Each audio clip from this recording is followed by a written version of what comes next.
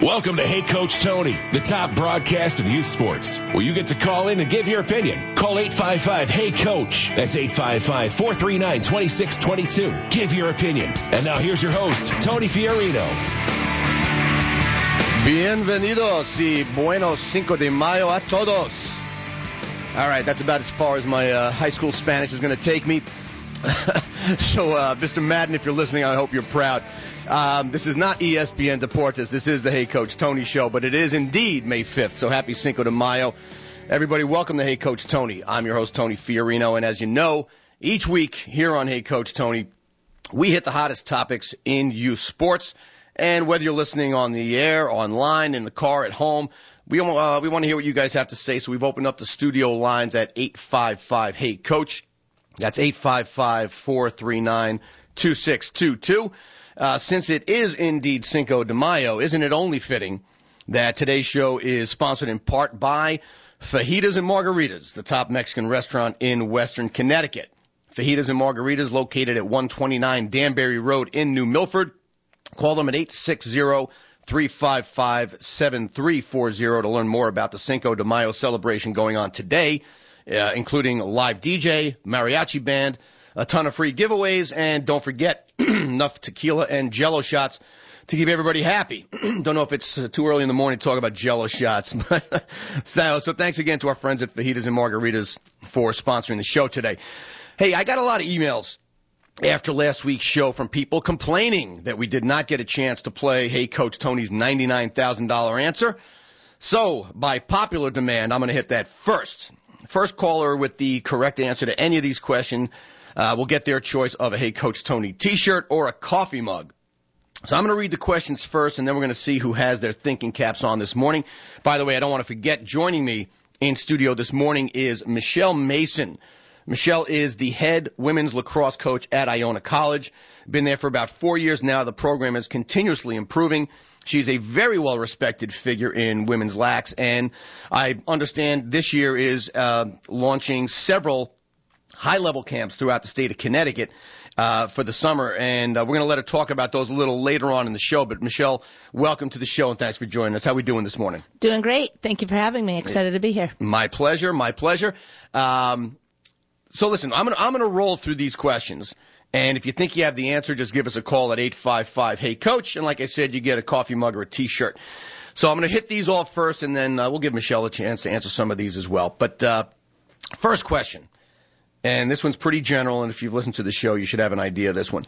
The first question is, what are the percentages of high school seniors who will receive some form of scholarship money to an NCAA school?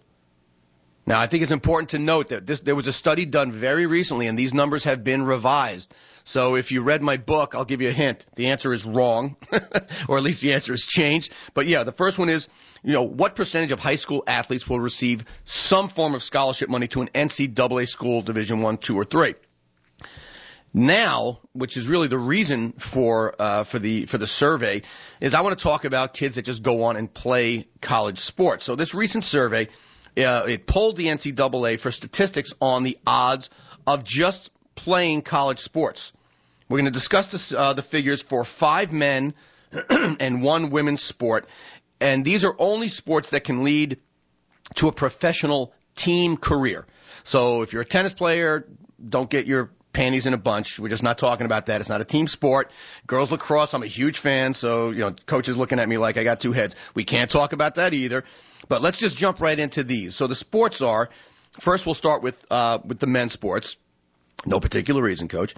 But in basketball, men's basketball, the question is how many senior high school basketball players will end up playing on a college team? 855-HEY-COACH is the number. The next sport we'll hit is football. Same thing. How many high school seniors will end up on a college team? We will also ask the same question of baseball. High school senior baseball players who end up playing in college. My favorite sport is next, which is ice hockey. The hockey fans are cringing out there because they know that I really don't like hockey, Michelle. We will also discuss soccer. What percentage of high school athletes end up on a soccer team? And for women's sports, we are going to we'll be looking at women's hoops, which is my understanding the only professional sport that women can play. All right, so 855-HEY-COACH is the number. That's 855-439-2622. I want to give you all a heads up this morning that Adam is doing his best to battle. I think they switched my computer and Adam's computer this morning. Mine is run fine. Adam's is literally got a hamster on a wheel running around to keep it going. So, Adam, you have our sympathy this morning, but if as we get callers calling in, just jump in and let me know, all right? You got it. Okay. I'm trying to fight this thing right now. Dude, I walked in there. There's wires around your neck. Dude, it's not a pretty scene in the control room this morning. But, so let me ask you the first one, because again, this is very new information. So you as a college coach might not even have this one. But when you talk about high school athletes, and we all know that parents chase the scholarship, even though most of us have been told many times what the odds are and that the odds are against our kids getting a scholarship. Care to take a crack at what the updated number is as far as the number of high school athletes that will get a scholarship to an NCAA school? I would guess that it is somewhere like 5% or below, potentially. Well, 5% or below, I'll give you the short answer is that is correct. Also, for terms of this show, that's a very broad range. I figured I wouldn't strike zero on that one. Nothing. Hey, listen, I thought lacrosse players were really aggressive, risk takers, but I guess maybe not this morning. Adam, you want to take a crack at this one? What was the sport again? No, this is just in general terms. The amount of high school athletes I'm gonna say who will get a college scholarship in any way, shape, or form. Doesn't have to be full. 4%. 4%. Okay. I will tell you that you're closer than Michelle. But I will let's talk about this, because the numbers that I used to quote, and these were factual numbers. I didn't just make them up. The number used to be less than 1%. Less than 1% of kids would actually receive any form of scholarship money athletically to Division I, II, or III schools. Now, the good news is, if you're a parent, and let's not take this too much to heart and change our perspective, the latest numbers are it's hovering around 2%. So 2 out of every 100 kids who play a sport in high school should expect to receive some form of scholarship money. And again, this isn't Division I scholarship to UConn. This is, Joe's college, who's a Division II college down the road, gives you, meal money. And it's still very sobering. Clearly, it's very sobering. And what I found really interesting with this study is that the sports-specific data is finally being mined out of this big lump of the odds of your kids going pro are basically zero. So, I personally found it to be sobering on one hand, but a little discouraging also, because we talked last week about do you squash your kid's dreams?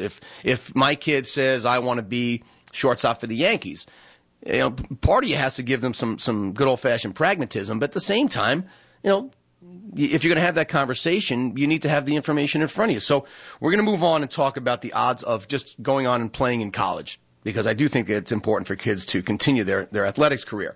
Adam, I'm going to ask you first, unless you're tied up here. No, go for it. All right. In basketball, how many high school seniors are going to end up on a college team, Division I, II, or III, playing hoops? So you're looking for a specific number? Percentages. Just a percentage. I will say 6%. 6%. Okay. Michelle, what do you think? I will go 8%. 6 or 8%. Okay. Short answer is no. This is actually, I guess, more sobering than I thought. Of all the kids playing basketball in high school, the number of kids that will play in college, 3.1. 3.1%. And that one was kind of surprising to me. Now, don't get me wrong. I know there are a lot of scrubs playing high school hoops, but my God, you would think just to go make a college team somewhere, I thought it would be more than that. On the other end of that, 1.2% of the senior basketball players in college end up getting drafted by the NBA.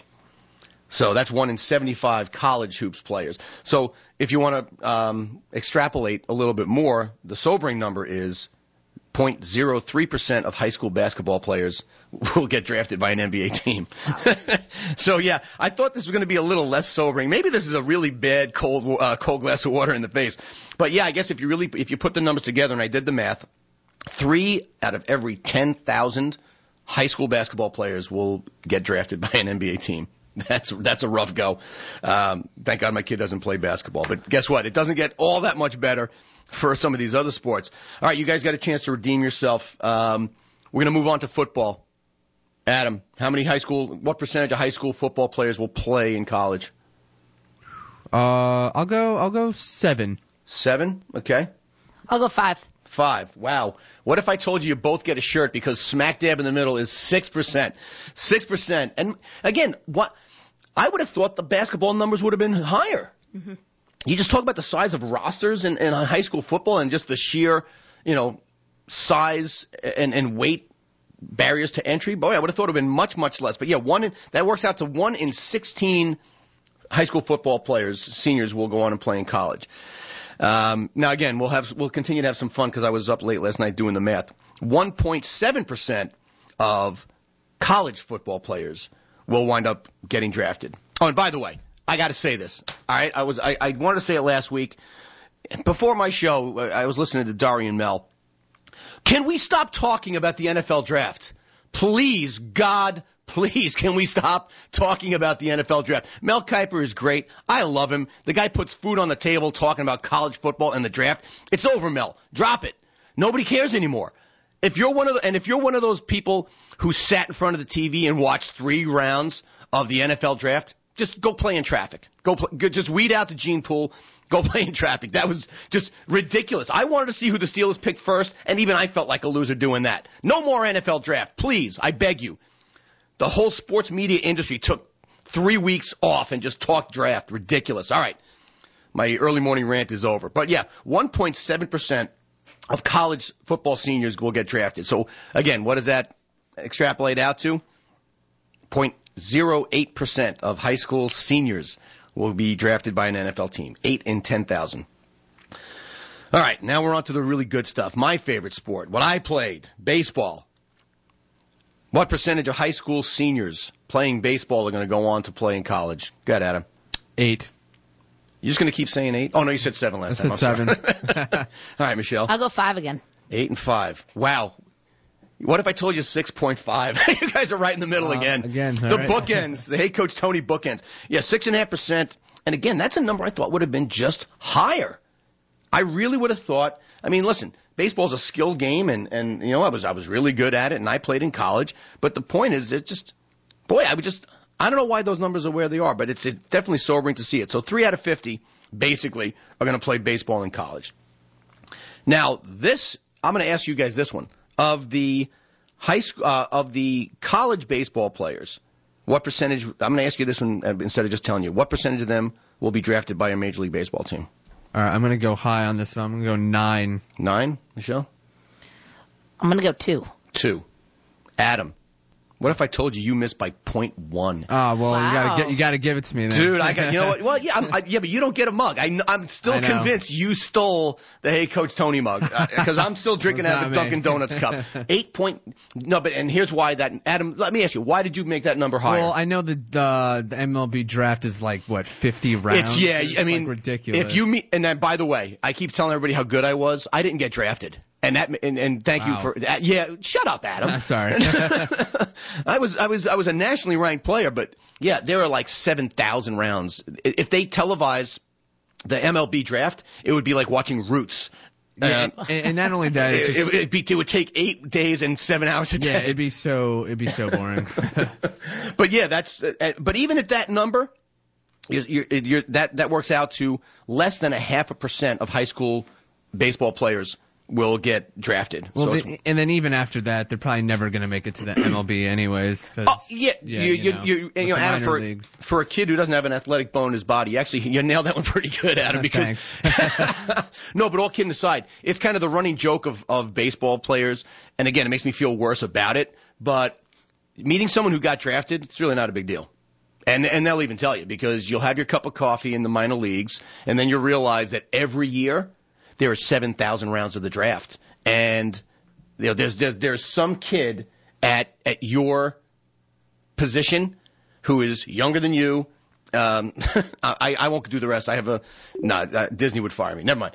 So it works out to less than 0.5%. All right, we're going to continue the Hey Coach Tony $99,000 answer after we get to a quick break here. But before we do, I want to give a quick shout out. We're going to have our Hey Coach Tony Female Athlete of the Week.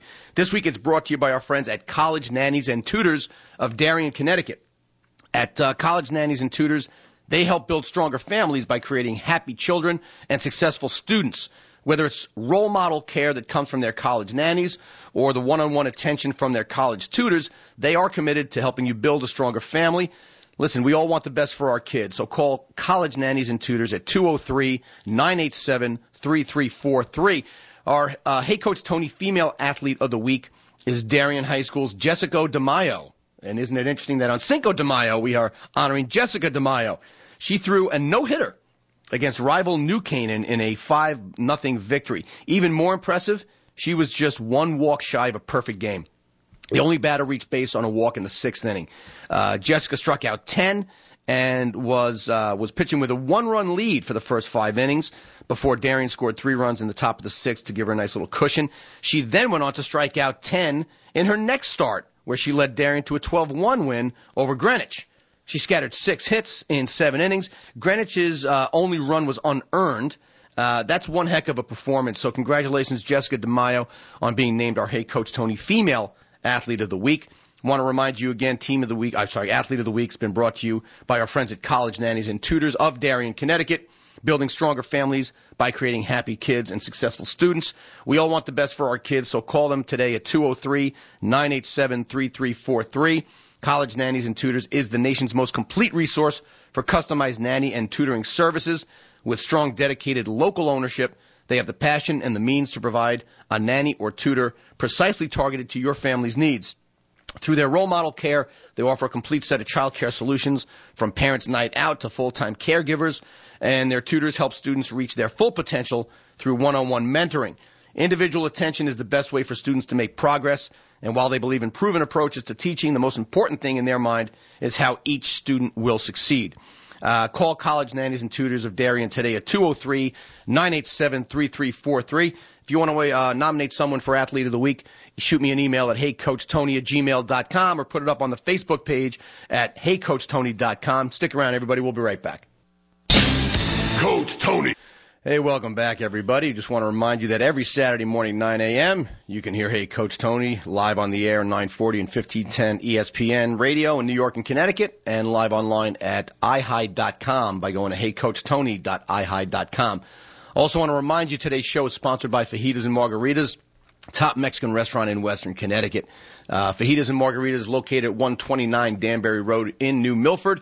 Call them at 860-355-7340 and ask them about the Cinco de Mayo celebration that's going on all day today, including a DJ, live mariachi band, ton of free giveaways, and as Michelle keeps reminding me, the tequila and the Jell-O shots. Okay, Coach, let's put our seatbelts on. But all kidding aside, thanks to our friends at Fajitas and Margaritas for sponsoring the show. We are going to continue to wind down on some of the sports and some of the stats around kids that will either go on and play in college or go play pro. But I want to remind you during the second segment of the show, we're going to be talking primarily, you maybe want to ask why Michelle is joining me today.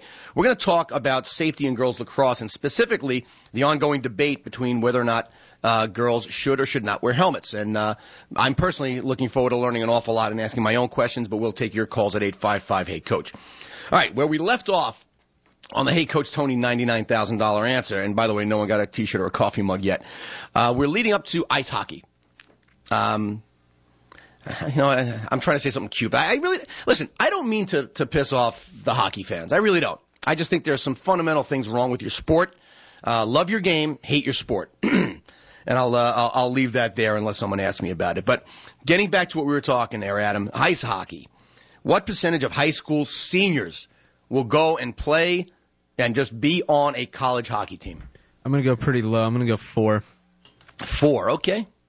Michelle, what do you think? I'll go 3. 3, okay. This one was very surprising. Basically 11%. What? Yeah, you know what? Maybe who knows? Maybe there are just fewer colleges that have hockey teams. Don't know. I mean, obviously in Minnesota, there's a ton of it, but Rochester, where Michelle is from originally, I'm sure that, Buffalo had a hell of a hockey team, right? But the point of the matter is I think there are, nobody's going to the University of Miami to play hockey. You know what I mean? The number is 11%. That means roughly 3 out of every 50 players or something like that. Now, I'll ask the question. Of the college players, what percent you think would get drafted, Adam? I'll say 5. 5. Michelle? I'm going to go with 8. 8.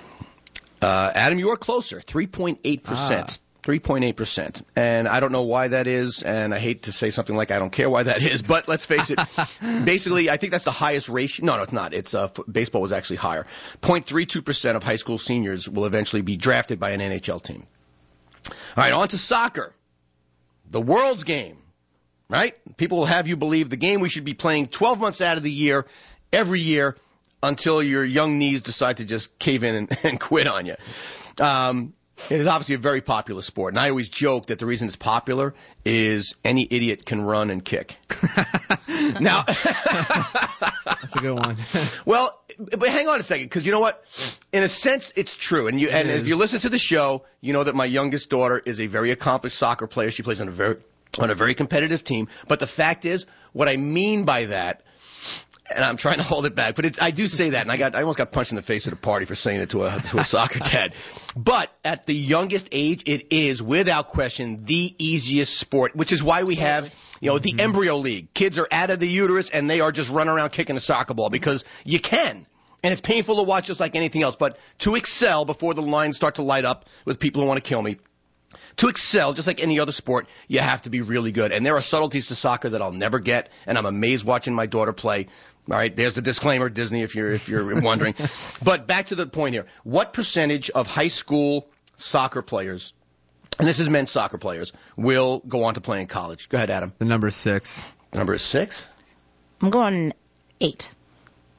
5.6. Adam, ooh, you were either sandbagging on how your computer's working and you're on Google, or you really know your stuff. I'm impressed. I'm not browsing on this one. I'm just leaving it as is. So all right, now we'll just quickly go to how many male college soccer players will be drafted percentage-wise. Go ahead, Adam. Man, I didn't even know that MLS had a draft. I'll say 4. 4. 2. 2. Hey, Michelle just kicked your butt. 1.6. Yes. 1.6. Good job, Coach. All right. Now, what that equates to is 0.07% of high school seniors who play soccer will be drafted by an MLS team. Now we're going to get on to the women's side of the equation, and we're going to go to hoops. Now this one, well, you know what? They're all interesting numbers, but we're going to give, since it's a women's sport, we're going to give Michelle the floor. So of the high school seniors playing hoops, Michelle, what percent will go on and play in college? Let's go 6. 6. Adam, what do you think? 5. 5. 3.5. All right. 3.5. Which again, and I think part of the reason is college girls hoops is becoming a big deal. It's true. You know what I mean? I think that's it's becoming a bigger deal because I would have thought a higher number as well. Now, I'm going to bite my tongue in respect of my guest in studio and not make any jokes about the WNBA. All right. If all of you want, you know what? I'll probably post some of them up on Facebook later so she doesn't smack me around. But all right, what percentage of high school seniors, college seniors who play hoops will get drafted by the WNBA? And I'm laughing because I know the joke, but I'm not going to say it. I'm sorry. I'm going to go 2. 2. Yeah, I was going to go extremely low, but I'll say 3. Michelle again, 0.9%. Wow. Less than 1%. The dreaded less than 1% applies to women college hoops players who will go on to the WNBA in the draft. That equates to 0.03%. That could be the most staggering number out of all of these. I think so. 0.03%. Mm-hmm. Wow. All right, that was fun. Bottom line to all this is playing sports in college, the odds are minimal. I mean, we know that. And the odds of playing professionally are even more dismal than that. So I think if I have to leave you with anything, and I'm going to leave you on this segment, your best bet for capturing some money for your kid going to school, hit the books. Absolutely. Hit the books. Play sports, but you better hit the books because as a college coach, you can find money for a kid if they have good grades, correct? Absolutely. I mean, that's that's the most important piece of the puzzle, is making sure that they fit in academically. And it sure stretches that limited scholarship budget, does it not? Does. Title IX or not? Absolutely does. There's no Title IX when it comes to academic scholarships. All right, listen, we're going to take a quick break. When we come back, we're going to talk about helmets in girls lacrosse. And I really want to talk about this one because one of my kids does play lacrosse. But before we break away, it's time for the Hey Coach Tony Male Athlete of the Week. And this is brought to you by our friends at Pomodoro Restaurant, located at 1247 East Putnam Avenue. Now, I had a whole bit that they wrote up for me about this restaurant, but let me just, I'm going to throw that away. Because, some of you know, this station is not owned by ESPN. It's one of the ESPN affiliates that is not owned. So we got no budget. And so guess what? Anything you hear other than Adam working the board for the show, I do everything, including picking up the checks when someone wants to sponsor a segment. So I actually went to Pomodoro last night. I happened to be in Stamford with my wife and kids, so I swung by Greenwich, and I went to pick up the check. It was around 6:30. So I said, you know what? Let's sit down and grab something to eat. If you have not been to Pomodoro Restaurant in the Riverside section of Greenwich, you are missing one amazing experience. You walk in, and the place is very unassuming. It's just, the brick ovens are on the left, and a bunch of tables are on the right. Elegant place, but not what I would call traditional restaurant layout. The food is off the charts. And what I love about this place, never order from the regular menu unless you want pizza. The specials, every time there's specials, there's always something that you just won't find in another restaurant. And what I loved is the owner, Mark Mazzata, who I'm getting to be pretty tight with, he came over, and I just couldn't figure out what I wanted to eat. He said, what are you in the mood for? I said, I'm in the mood for some veal, but I don't want veal parmesan. So he said, you know what, we got a chicken valdostano on the menu. I'll have the guy make it for you with veal. And if I tell you, it was lights out. I had 5 of us eating like slobs. They had to cart us out of that place. From the antipasta that they brought out, to the appetizers, to the entrees, to the limoncello that was ice cold, to the cappuccino and the zeppelis, it was dynamite. This is not, you look at the outside, you say pizzeria. This place is the best Italian food in Connecticut. If you don't go there, you're a moron. How's that for a pitch? Maybe I lost the sponsorship because I didn't read what they wrote for me. But anyway, the Hey Coach Tony Male Athlete of the Week, Greenwich High School's Casey Gaynor. Casey threw a one-hit shutout in Greenwich's 4-0 win over Brian McMahon. This was, if you're a baseball fan, one of the most highly anticipated pitching matchups. He was against Brian McMahon's ace, Brian Daniello, and Casey Gaynor really rose to the challenge. He struck out 5 kids in 6 innings. The only hit this kid gave up was a Texas leaguer that blooped into the center field in the 4th inning. After that, he shut down the next 9 batters to seal the win. Greenwich won its first 11 games to begin the season. Hell of a start. That's obviously thanks in large part to Casey Gaynor. So congratulations, Casey, on being the Hey Coach Tony Male Athlete of the Week. I want to remind you it has been brought to you by our friends at Pomodoro Restaurant, located at 1247 East Putnam Avenue. It's right next to the CVS and the Starbucks, if you know Greenwich. It's a cozy Tuscan-style bistro with rustic elegance. It's an unpretentious place with an authentic menu. And by the way, if you're in the mood for pizza, best brick oven pizza anywhere in Connecticut. The daily specials, like I told you, are really what shine in this place, and they have a terrific wine list. I can't make. I was going to make. Never mind. I can't talk about the private wine.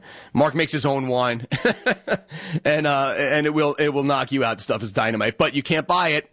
So call Pomodoro today at 203-698-7779. Make your reservation today. Pomodoro is an Italian place, but I think if you ask Mark, he'll throw on like one of those big Mexican hats. He'll do a little Mexican hat dance for you for Cinco de Mayo. Mark, if you're listening, don't get upset with me, buddy. I love your restaurant. All right, if you want to nominate someone for Coach, Athlete, or Team of the Week, shoot me a note at heycoachtony@gmail.com. Put it up on the Facebook page at heycoachtony.com. When we return, we'll be talking about head protection in girls lacrosse. Stick around, everybody. We'll be right back.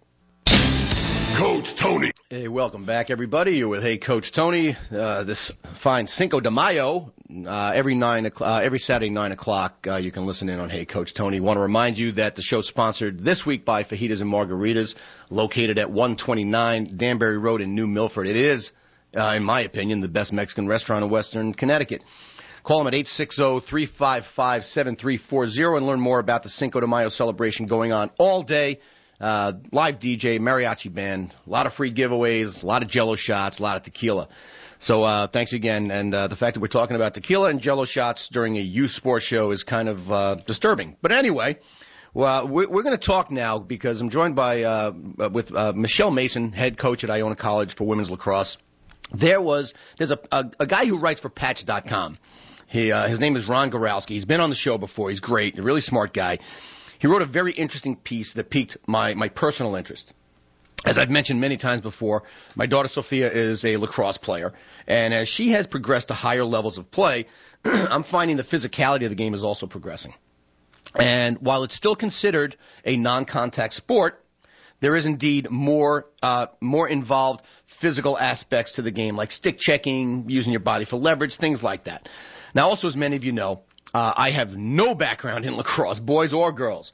So from my daughter's very first season, I realized I was the perfect lacrosse dad because I was too stupid to argue with the coaches or the officials. Now, having said that, there's one question that I find myself asking season after season, and I have really yet to get a decent answer, and I'm hoping, praying, that Coach Michelle can shine some light on this for us. Why don't girls wear helmets in lacrosse? That was the very basis of Ron Goralski's article, and I found myself immersed in the amount of debate that was going back and forth about why girls should or should not or must not wear helmets. Now, needless to say, I'm thrilled to have Coach with me in studio today because she's going to be able to chime in and clearly give us a definitive answer. No pressure, Coach. Definitive answer on why girls should or should not wear helmets. But all kidding aside, Michelle, this is why I wanted you here today because if nothing else, I might not take calls. I might just be selfish and just hog you to myself. I'm going to give you some of the emails and stuff that we've gotten during the course of the week on this. But in general terms, first of all, in your opinion, why don't girls wear helmets? And what do you think, if any, should the reform be on helmets in girls lacrosse? Sure. I believe that girls don't wear helmets in lacrosse because they're trying to keep the game separate from the men's side and to keep it more like the original game, which was, obviously no equipment at all. Mm-hmm. So, as things shift and we get more physical, the rules have changed a lot to try to keep the game safer. So, but that then puts a lot of pressure on the officials and also on the coaches to make sure that players are being taught correctly and the game is being officiated correctly so that we don't get to a point where we need to be so padded up. So there's some different sides of things with it for sure. Well, let me just jump into some of the emails that we got because they'll spark some discussion here. Matter of fact, we got one from Sally in Fairfield. She emailed in and said, "Hey, Coach Tony, I not only think they should put helmets on the girls, they should consider going with more traditional body pads as well.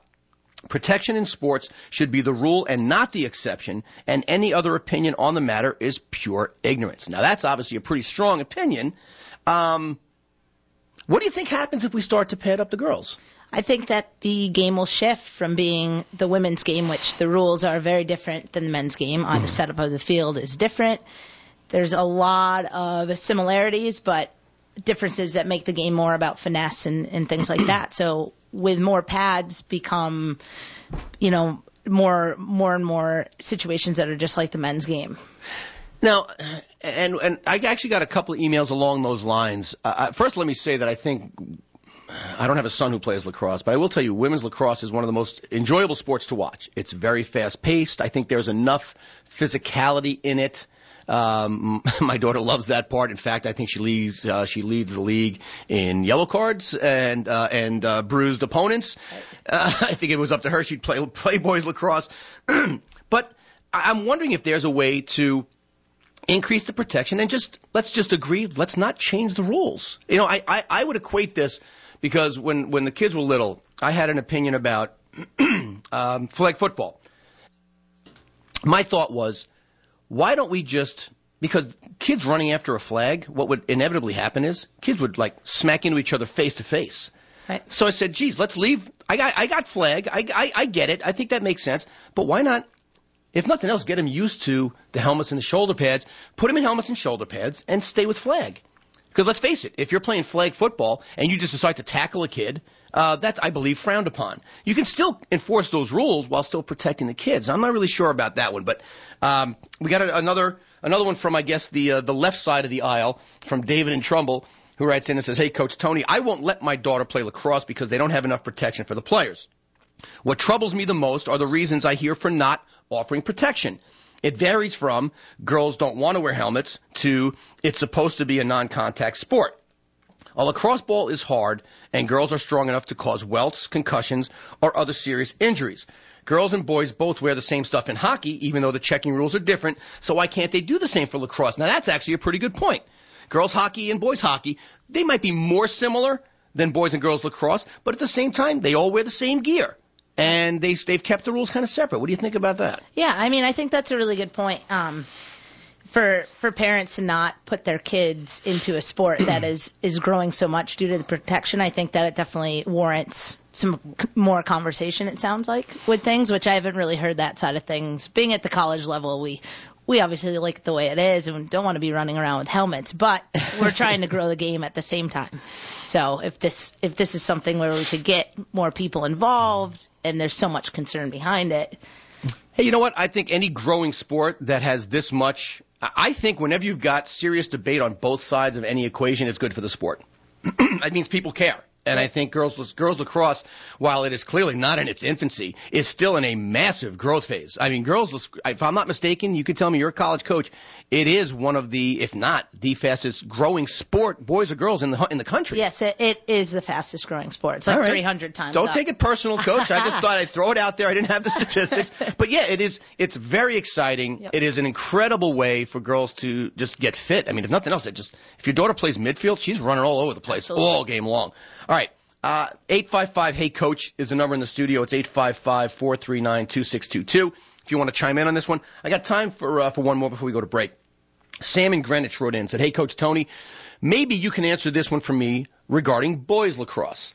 Why is it that at younger ages, the goalies are dressed like Darth Vader with pads all over themselves, and as they get older, the goalies no longer wear pads? With the speed of the shots of older players, you might think that it's more important at older ages for the goalie to be padded." Now, before I turn this over to you, Coach, I'm going to take a crack at this one. And again, I know nothing about lacrosse, so don't give me a cute little you idiot answer. I'm just asking the question. My understanding is that a lacrosse goalie is allowed to wear pretty much whatever they like. And it is purely a machismo thing on the part of boys lacrosse goalies. If you wear shin guards, you are a wuss. Right? Yeah, that is exactly correct. Yeah, it's really chalk one up for Coach Tony. Well done, Coach. So they can really a boys lacrosse goalie, and I assume girls too. Yes. You can wear whatever you like. Yep. You can. You can wear knee pads. You can wear thigh pads, elbow pads, shoulder pads, whatever you need to. The one requirement is the helmet with the throat guard, chest protector, and gloves. Well, gee, go figure. Yep. Let's throat guard. I mean, yeah. I think too many lacrosse goalies play too many games without their helmet, just between you and me. Because, no, let's say a couple of my buddies played in college, and they said what they would love to do on cold days, especially early spring, is they wouldn't try to score. They would try to put welts on their goalie's legs. Little, fraternity rite of passage. They would just blast the goalie. Why wouldn't if you're a lacrosse goalie or a former lacrosse goalie or a lacrosse coach, call the studio at 855-HEY-COACH and give me one really good reason why these idiots don't wear pads. But to answer your question, Sam in Greenwich, if my son was a goalie, I shouldn't say that. You know what? Let him be macho, but it would be my preference for my kid to dress like Darth Vader if he was going to play goal. That's just my opinion on it, and that's just the way it is. All right, listen, before we go to break, Michelle, I don't know if you're prepared to do this, but I heard about these camps that are coming up. Before we go to break, I want you to talk about, there are 3 or 4 of them that are they sound like they're amazing camps. Give us a little rundown on the camps. Right, absolutely. I direct the girls' summer camps for World Class Lacrosse, which is based out of Southington, Connecticut. We are running a camp. This will be, I believe it's 20th year at Wesleyan. That is June 27th through the 30th. And then we are now upping the game because there is so much growth on the girls' side and running an elite girls' summer series. We will be hosting a camp at Loomis Chaffee, and that will be July 15th through the 18th. And this is for high school players looking to increase their game, as well as a camp at Suffield Academy that will be basically the premier camp of the summer for the girls' summer series, August 5th through the 8th. So this is high-end stuff. High-end stuff. So we're excited. This is not, hey, Wednesday's grilled cheese and tomato soup. This is legit. These are now. Do you have it for the younger players? Because now I'm thinking about my daughter. For Wesleyan, we have middle school players up through high school players. Last year we had close to 200 girls, which was really excited. We separate them according to skill and have different different curriculum depending on where they're at. The other two well. camps are more directed at the high school age kids, 9th graders and up, looking to really get my family rarely listens to my show, but I will tell you today I'm hoping that they're not, because my daughter Sophia, when I get home, I'm going to hear about I want to go sleep away at Lacrosse camp. Lovely. Yeah, well, lovely for you.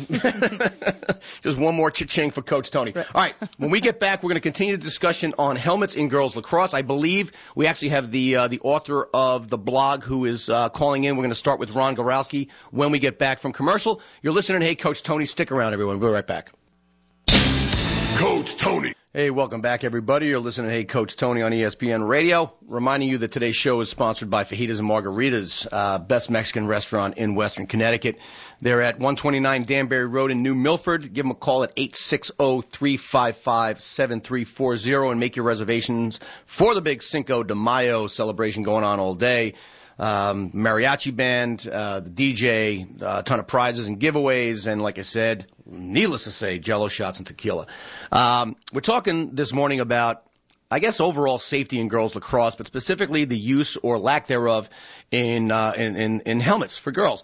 Now, I understand that on the line is Ron Goralski, who is the gentleman I spoke to you about, who sparked this little debate online at thepatch.com. Hey, Ron, always good to have you on the show, man. How you doing this morning? Hi, how are you? It's great to hear from you, man. So listen, I needless to say, you sparked some debate without meaning to do so. But overall, what's your take on the temperature as far as helmets in girls lacrosse and some of the reactions that you got on that blog? Well, first I want to thank Coach in the studio for not killing me on this. I was cringing. I was ready to just turn it off, and so thank you for that. She's very open-minded. I so appreciate that. Tony, you know, and whoever reads my column knows that I write almost purely on emotion. Mm-hmm. So after a few weeks of just watching some of the games and talking to some of the parents whose girls had broken noses, and even some girls had some concussions, that's kind of where that whole column came from. And I was hoping to spark some debate. I just wanted to see where everyone was at with the whole subject. And I think, yes, stirring it up is always a good thing. Like I said, it gets both sides of the aisle, talking across. And it gets more interesting, as we go. And, you have the perfect guest in there. She's, I understand how it's a game of finesse. And, I love the game now, too. I've only been watching it for maybe 3 or 4 weeks before my son's games, and I just love it. I wish he'd play. Well, I better not say that. But, you wish he'd play girls lacrosse? Yeah, be careful what you say there, Dad. It just looks a little safer to me. Yeah, but you know what? Hang on, Ron, because hang on. Here's the point. Yep. Because everyone keeps saying it's a game of finesse. I'm going to clarify that. It should be a game of finesse. The reason I ask about helmets is at the youth level especially, Michelle, there are girls who don't know how to handle a stick. And I can speak to the point that Sophia has been clocked in the head. And those little goggles don't do enough. Maybe at the higher levels, maybe there's less of a need at the college level. Right. But at the youth level, you got girls who are swinging sticks and don't know that when you first start to stick check, you can only stick check, below the waist. Right. And I don't mean you're allowed to hit a girl below the waist. Her stick has to be below the waist. So, yeah, girls are getting lacerations. Girls are getting hit in the face. And let's not forget, when a girl shoots at the younger ages, they don't have a ton of control. And you can call shooting space all you like, but girls are going to get hit in the head with a lacrosse ball. Right. I mean, that's really what it comes down to, as far as I'm concerned, is protecting the younger kids. I mean, Michelle, do you agree with that? Yeah, I do. I work with a number of youth programs right in Westchester County, and we had a game last night with the 3rd and 4th graders. And there's a lot going on in the game of lacrosse, and it's, with just holding that stick, a lot of the girls don't quite understand it, and the majority of everything that happens is unintentional what's happening. So you're it's not even about officiating. It's as you said, it's not intentional. There aren't girls that are just tomahawking, trying to crack a kid in the head, but it's going to happen. Here's another one that and Ron, if you're still with us, I want to get your thought on this as well. First of all, I want to hit one of the things that was actually on your blog, because it's so unique in that it combines sheer stupidity with genuine intelligence in the same statement. Great. And it wasn't from you, so you're not stupid, Ron. But here it is. That guy, his name was Thomas. He said something like, did you know you have a better chance of getting a head or body injury driving to and from the game than you do during the game? Do we really need helmets? Now, he did say, do you know girls soccer is the leading sport for concussion in the U.S.? Right. True. But So should we only protect the girls who are in the worst game? And by the way, dumbest moron statement. I don't care if I can get hurt driving to the game. So Thomas, if you're listening, you're an idiot. You're an idiot. You owe me a mug and a T-shirt, you dope. But seriously, don't give me statistics. All I know is if a girl can get hurt, and it leads me into this. What do you think about, first of all, somebody with a brain, and I may do it. Maybe you and I can team up when we become millionaires, and we're going to design a girls lacrosse helmet. That is, I envision something like a wrestling helmet. And that works the goggles into the equation. But we'll draw this up later. The point is, why don't we just make it optional? There is no such thing unless there's a boys lacrosse helmet, which is a clunky, nasty thing. Is there a girls lacrosse helmet? There is one. And I'm not going to get rich? Yeah, they're not very appealing, which I think keeps people from wearing them as well. I mean, they look silly the way they are. Are you going to tell me those goggles are appealing? Are you going to tell me that the boys are going to watch the girls play? Wow, check out the girl with the pink goggles. I can't wait to date her. My daughter's beautiful. She looks like she needs mental help. Tough? She doesn't look tough. She looks rough, and she's beautiful. So don't give me that, because you know what? Seriously, some people said the girls won't wear them. Yes, they will if your parents tell you to wear them. I don't care if it's pretty. Who plays lacrosse to look pretty? They all have ponytails. They all have those ugly, god-awful goggles. There's nothing pretty about girls lacrosse. Now, take all of them off the field. They're all beautiful. I mean, seriously, nothing prettier than a female athlete. But don't tell me they're not wearing it because it ain't pretty. If there's a helmet, someone should wear it, and it should be at least suggested. Forget mandated. It should be suggested that you're just like goalie equipment. You can wear the helmet if you like, because you know what? I would fight that fight with my daughter and have her wear a helmet. Those goggles don't protect anything. They really don't. Ron, what do you think? Did we lose Ron? I totally agree. Like I said, I haven't watched it, nearly as much as you or Coach Michelle, obviously, but just from the little snippet that I've, experienced and the parents that I've talked to, there just seems to be a lot of incidental contact going on.